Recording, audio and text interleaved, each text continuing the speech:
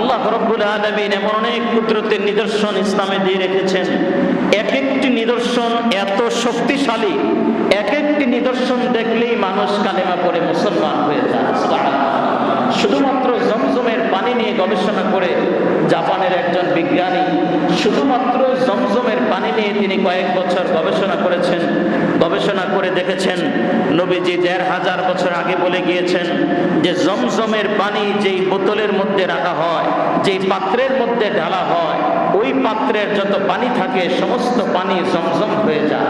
সুবহানাল্লাহ। উনি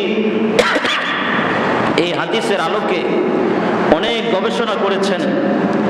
অনেক গবেষণা করার পর তিনি জমজমের পানি এনে নরমাল পানির মধ্যে ঢেলেছেন।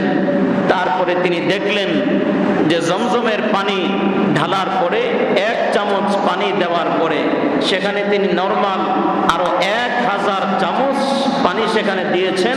দেওয়ার পরে দেখা গেল উনি মেশিন দিয়ে পরীক্ষা করে দেখলেন 1 চামচ জমজমের ভেতরে যেই পরিমাণ প্রোটিন ছিল, যেই পরিমাণ এর ভেতরে তোআম এবং যেই পরিমাণ ক্ষুধা নিবারণের প্রোটিনটার মধ্যে ছিল, যত গুণাবলী ছিল জমজমের, এই গুণাবলীগুলো 1 চামচ জমজম দেওয়ার পরে সেখানে সেটা 1000 গুণ বেড়ে গিয়েছে। সুবহানাল্লাহ।